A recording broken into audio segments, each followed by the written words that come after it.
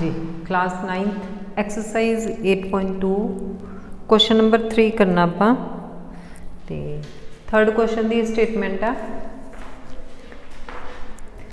A B C D is a rectangle and P Q R and S are midpoints of the sides AB BC CD and DA respectively means क्रमवार ए B C D एक आयत है P Q R ते S भुजावां A B B C C D D A दे मध्य बिंदु ने show that the quadrilateral P Q R S is a rhombus P Q R S नूं आपां रंबस प्रूव करना तो आपां रैक्टेंगल ड्रॉ करिए डायग्राम है नहीं इहदी आपां ड्रॉ करनी है A B C D rectangle ते मिड पॉइंट ने P Q R S P Q R S तो इन्हों करेंगे ज्वाइन ठीक है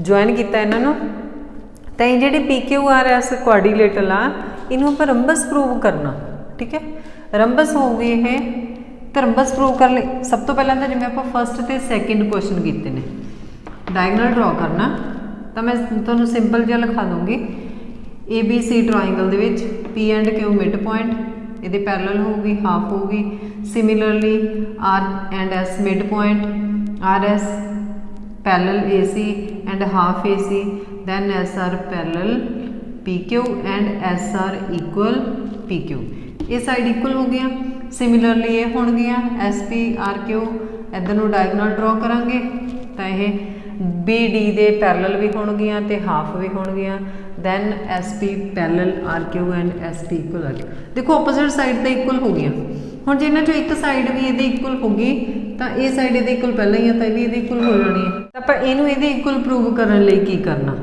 दो ट्राइंगल नूं आपां कॉन्ग्रेंट कर given A B C D is a rectangle and P Q R and S are midpoint of the sides A B B C C D and D A respectively तक ठीक है to prove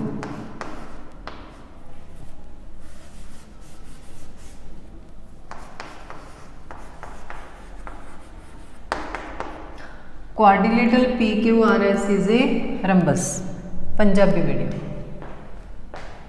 given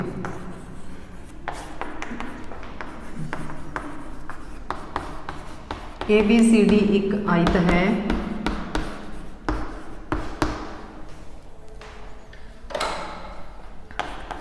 P Q R अते S भुजावां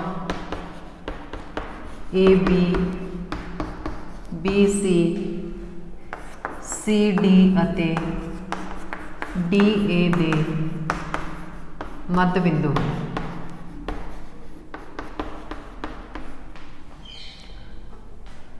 ते to prove इत्थे लिख दिनी मैं to prove भी Punjabi medium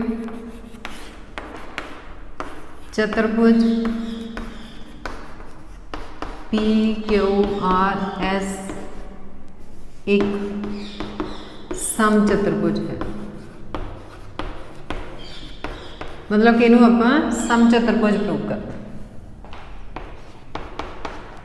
proof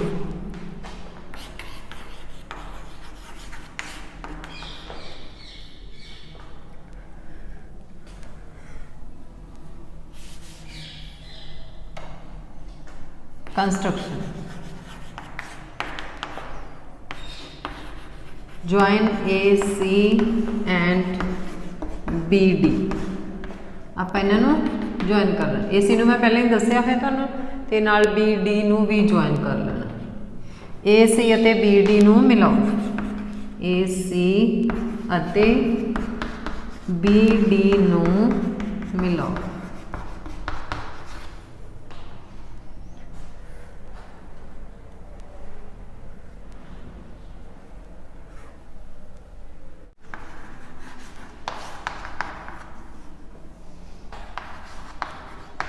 in triangle ABC P and Q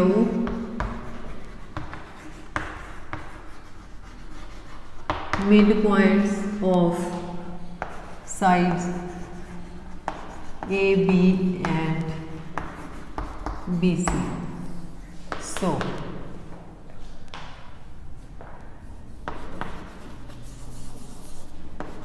P Q parallel A C and P Q half A C. इनू तुसी 1 लिख लेना ते नाल इत्थे रीजन लिख लेना बाई मिड पॉइंट थ्योरम।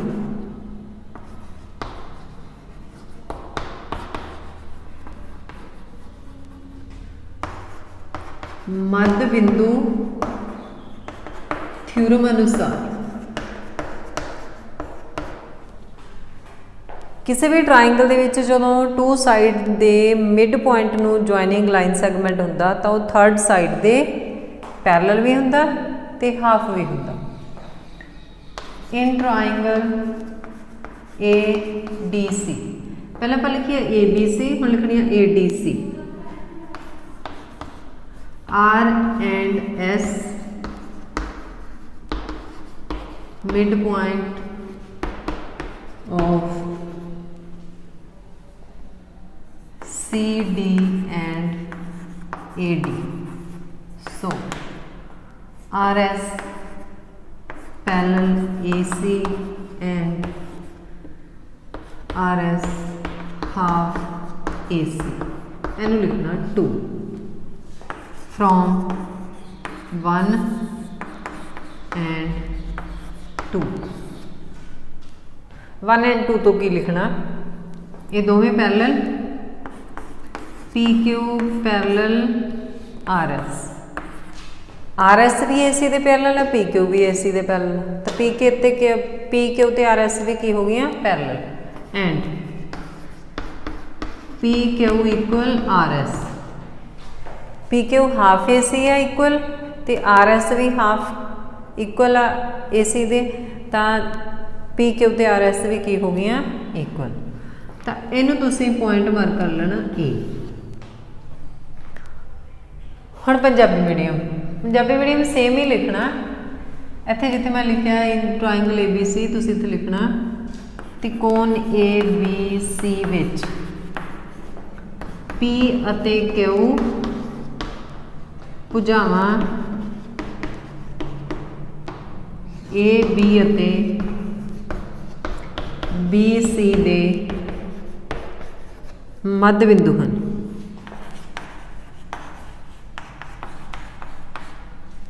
ठीक है, इसलिए ये लिख लेना।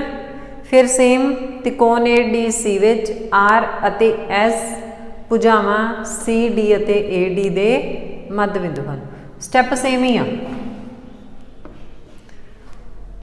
हुण आपां लिखना जिहड़ा ये वाला डायगोनल ड्रॉ किया, in triangle A D B and in triangle D B C. In triangle A D B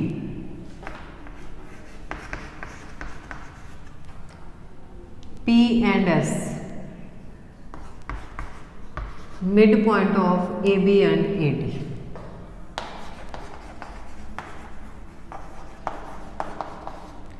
reason same होगा, बार बार रीजन लिखने की जरूरत नहीं है। सो S P parallel B D and S P equal half B D. इन्हों आप 3 लिख लेंगे। हुण लिखांगे triangle B D C. In triangle B D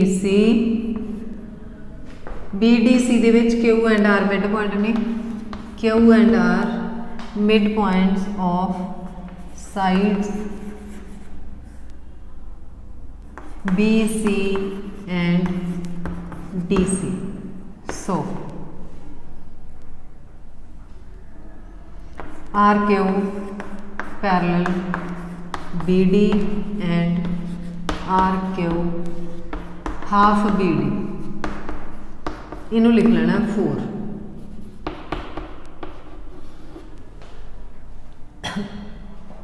तो पंजाबी मीडियम सेम त्रिकोण A D B which P अते एस भुजावां ए बी ਅਤੇ ए डी ਦੇ ਮੱਧ ਬਿੰਦੂ ਹਨ, ਆ ਸਾਰਾ ਸੇਮ।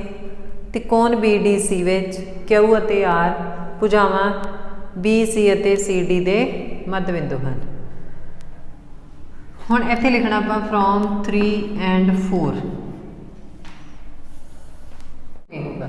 देखो एस पी बी डी के पैरल आर क्यू भी S P parallel R Q and S P equal R Q. S P half B D R Q half B D ये दोवें सेम ने तो ये दोवें भी इक्वल। इनू लिख लेना बी, पहला आप ये लिखा सी, हुण इनू लिख लिया B. From A and B. हुण इहदे विच की लिखा होया सी आपां P Q equal R S and P Q इत्थे P Q parallel R S and P Q equal R S. ते हुण इत्थे लिखिया होया आपां आर क्यू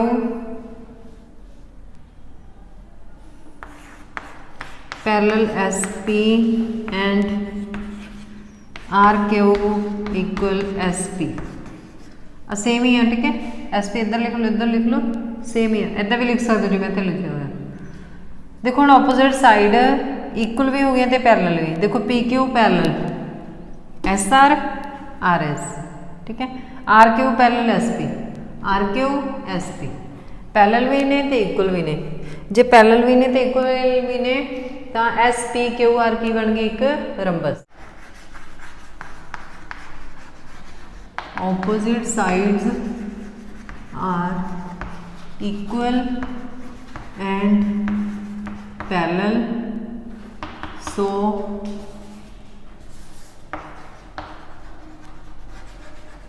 पैरल सन्मुख भुजावां समान अते समानांतर हैं,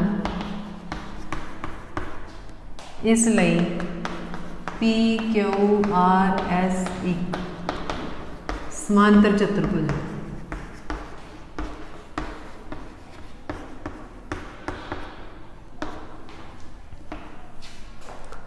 सो P Q R S is a parallelogram. हुण पैलोग्राम तो प्रूव हो गई, हुण आपां इहनूं रंबस प्रूव करना। तो रंबस से आपां जे डायगनल ड्रॉ करिए, जिहड़े डायगनल हुंदे ने ना, इहनूं टू कॉन्ग्रेंट ट्रायंगल दे विच इहनूं डिवाइड करदे आ। Line S Q, S Q is a diagonal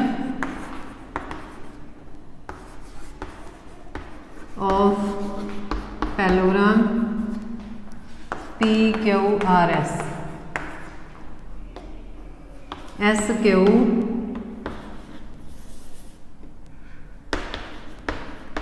समांतर चतुर्भुज दा विकर्ण है, सो ट्रायंगल SRQ congruent triangle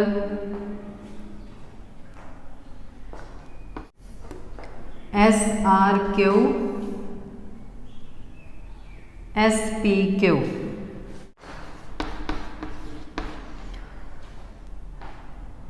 समानांतर चतुर्भुज का विकर्ण उन्होंने दो त्रिकोणों में वंडदा जिहड़ियां कि कॉन्ग्रेंट होंदियां ने। तो आपां की लिखना triangle SRQ congruent SPQ।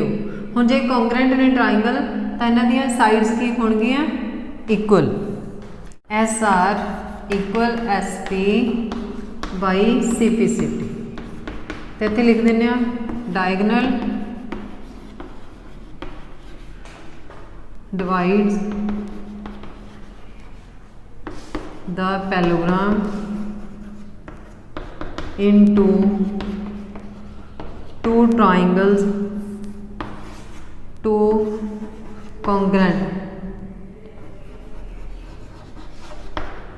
Triangles.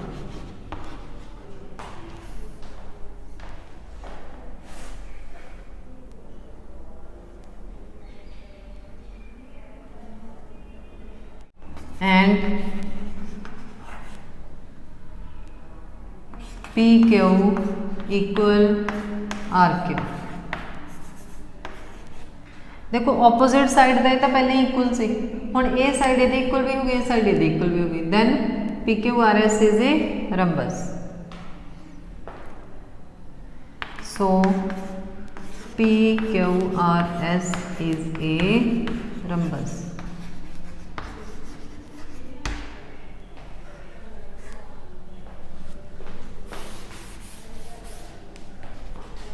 तो पंजाबी मीडियम यदि जगह पर लिखना तुसी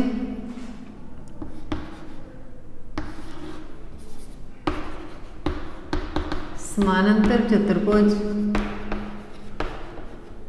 दा विकर्ण उसनों दो सर्वांग सम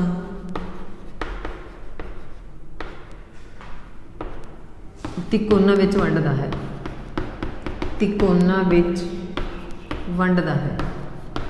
मीनस उन्होंने कॉन्ग्रेंट करने की जरूरत नहीं, आप सीधा रीजन लिख के उन्होंने कॉन्ग्रेंट लिख देना। तो 4 साइड हो गए इक्वल, जो इक्वल ने तो PQRS एक सम चतुर्भुज है, एक सम चतुर्भुज है।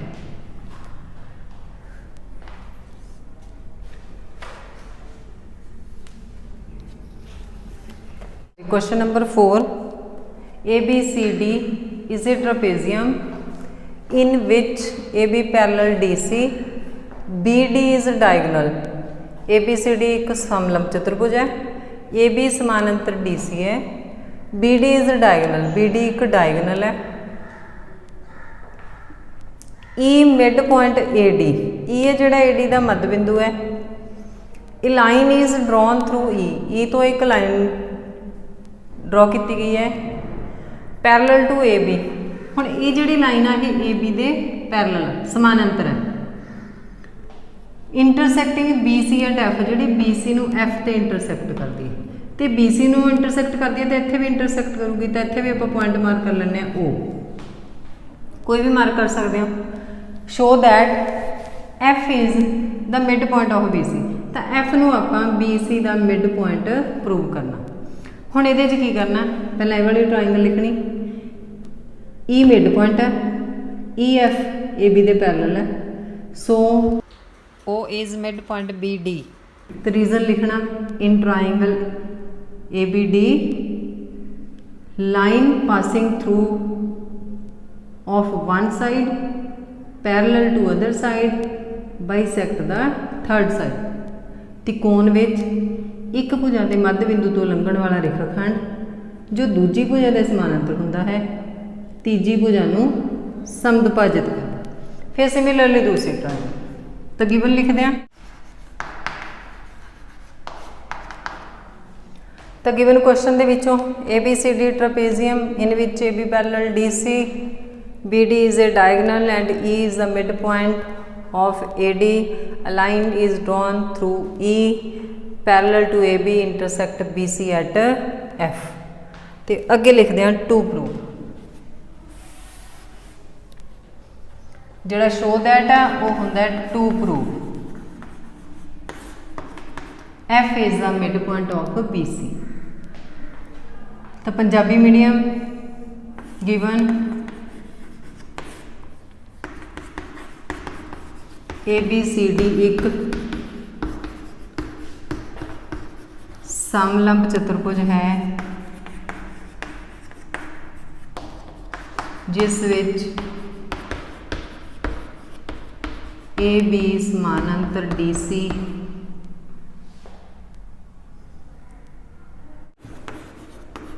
BD एक विकर्ण है, E भुजा AD दा मध्य बिंदु है,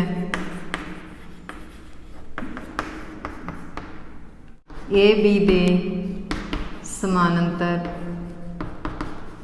एक रेखा खींची गई है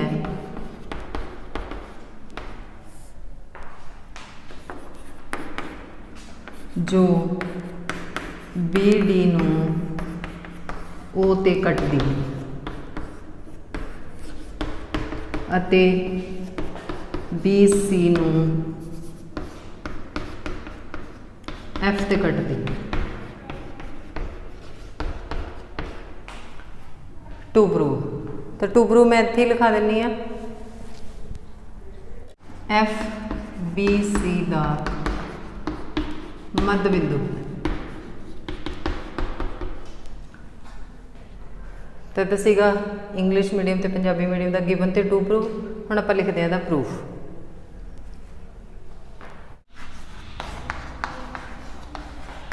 in triangle ADB E is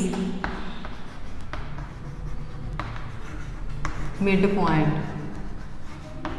of AD and EO parallel AB. So O is midpoint of BD। इत्थे रीजन लिखते हैं in a triangle a line segment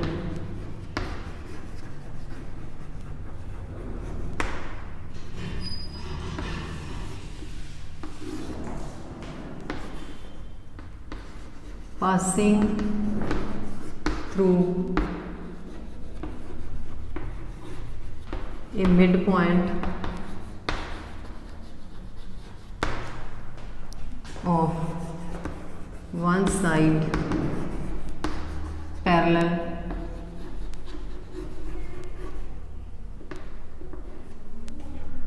to other side bisect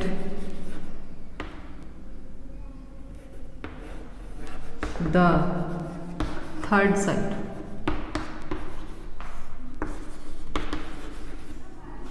Punjabi medium ये सारा तुसीं इत्थे साइड ते लिखना, ठीक है। इत्थे क्योंकि स्पेस नहीं मेरे को, तो मैं सारा इदा नीचे नीचे लिखना। तो पंजाबी मीडियम ये भी सारा रीजन होगा पंजाबी मीडियम। तुसीं जिथे मैं इंग्लिश मीडियम का लिखा तुसीं उत्थे पंजाबी मीडियम का लिख लेना। त्रिकोण विच एक भुजा ते मध्य बिंदु तो लंघण वाला रेखाखंड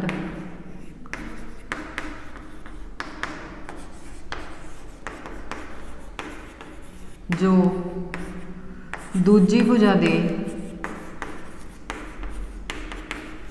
समानांतर हुंदा है, तीजी भुजा नूं समदुभाजित करता है। तो आप लिख ही लिया, तो ये रीजन है सारा। हुण आप लिखनी है ये वाली ट्राइंगल, ठीक है। In triangle DBC, in triangle DBC। तो पंजाबी मीडियम इत्थे लिखना त्रिकोण ADB विच EAD का मध्य बिंदु है।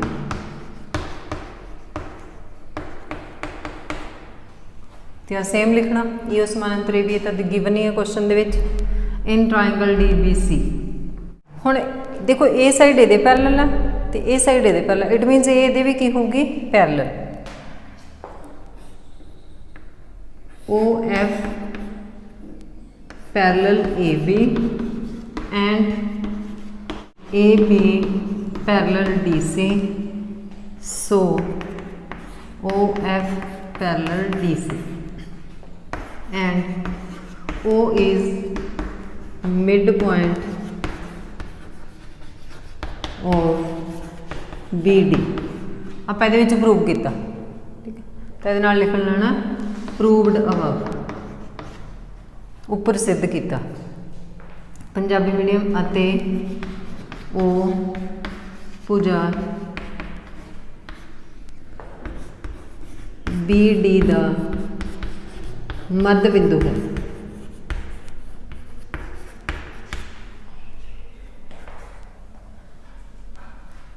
F is midpoint of BC, ਇਸ ਲਈ F BC ਦਾ ਮੱਧ ਬਿੰਦੂ, ਹੈਂਸ ਪ੍ਰੂਵਡ। ਇਹੀ ਸਿੱਧ ਕਰਨਾ ਸੀ ਆਪਾਂ ਨੇ, ਠੀਕ ਹੈ। ਤਾਂ ਇੱਥੇ ਪ੍ਰੂਵਡ ਅਬਵ ਲਿਖ ਲੈਣਾ ਇਹਦੀ ਜਗ੍ਹਾ ਤੇ।